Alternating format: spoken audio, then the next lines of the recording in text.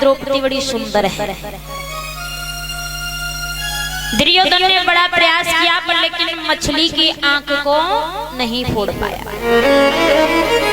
जितने भी योद्धा थे सभी हार जाते हैं। अंत में जब अर्जुन ने जल में देख करके उस मछली की आंख को फोड़ दिया तो राजा द्रुपद ने द्रौपदी का विवाह अर्जुन के साथ में कर दिया।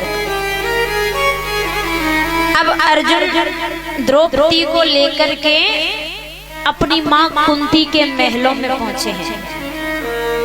तो परीक्षित महाराज माता कुंती घर के अंदर की तरफ मुंह किए हुई थी और घर के दरवाजे की तरफ पीठ किए हुई थी। तो अर्जुन ने आवाज लगाई कि हे मैया देखो मैं तुम्हारे लिए क्या लेकर के आया हूं। तो परीक्षित महाराज माता कुंती ने देखा नहीं कि पांडव लेके क्या आए हैं, अर्जुन लेके क्या आया है। बिना देखे ही माता कुंती ने कह दिया कि जो भी तुम लाए हो पांचों भाई आपस में बांट लो। तब से द्रौपदी को 5 पतियों की अर्धांगिनी कहा जाता है। अब दुर्योधन बड़ा खिसिया गया क्योंकि द्रौपदी का विवाह उसके साथ नहीं हो पाया।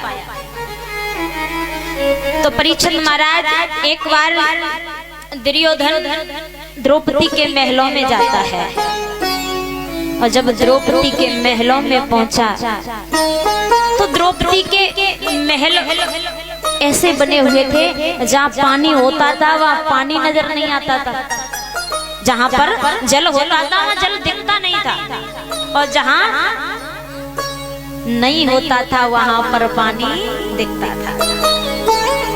जब दुर्योधन ने जैसे ही महल में प्रवेश किया तो दुर्योधन समझ नहीं पाया कि आगे पानी है या नहीं है और जैसे ही पैर रखा तो मुंह के भर जमीन पर गिर पड़ता है। जब ये बात द्रौपदी ने देखी है तो द्रौपदी जोर जोर से हंसने लगी और हंस करके द्रौपदी ने कहा कि अंधे के तो अंधे ही होते। द्रौपदी ने कहा कि अंधे के तो अंधे होते क्योंकि दुर्योधन के पिता धृतराष्ट्र आंखों से अंधे थे और माता गांधारी पतिव्रता नारी थी तो उसने अपनी आंखों से पट्टी बांध रखी थी। तो दुर्योधन को क्रोध आ गया। दुर्योधन कहने लगा हे द्रौपदी तूने मेरा अपमान किया है, मैं तुझसे इस अपमान का बदला एक दिन अवश्य लूंगा। दुर्योधन लौट आता है, सवाल लगी हुई है।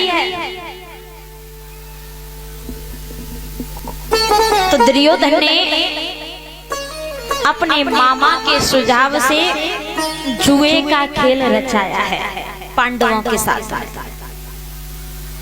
अब पांडव जुआ खेलने के लिए जब सभा में पहुंचे तो परीक्षित महाराज पांडव अपना सब कुछ हार जाते हैं कौरवों को। अंत में क्या बचा? केवल द्रौपदी।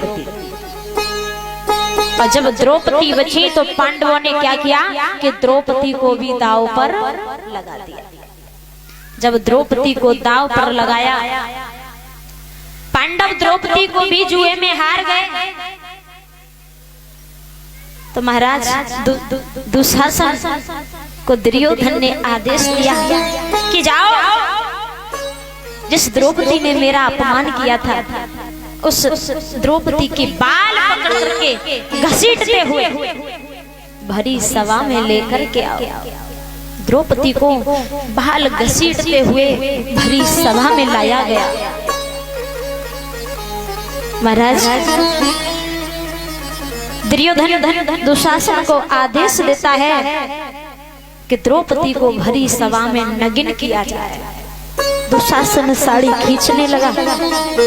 कभी द्रौपदी पितामह भीष्म की तरफ दौड़ती है, कभी द्रोणाचार्य की तरफ दौड़ती है, कभी धृतराष्ट्र की तरफ दौड़ती है, तो कभी माता गांधारी की तरफ दौड़ती है। पर लेकिन उस सभा में सभी नीचे को नजर किए बैठे हैं, कोई भी द्रौपदी की लाज बचाने वाला नहीं है। द्रौपदी समझ गई कि अब उस कन्हैया के अलावा मेरी लाज कोई नहीं बचा सकता।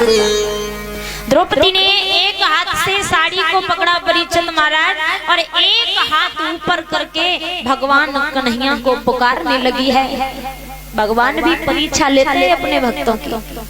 जब द्रौपदी ने एक हाथ ऊपर किया, भगवान कन्हैया नहीं आए।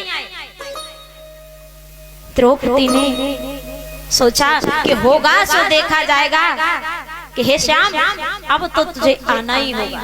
द्रौपदी ने दोनों हाथ ऊपर कर दिए, पुकारने लगी है और रोकर के द्रौपदी बोली है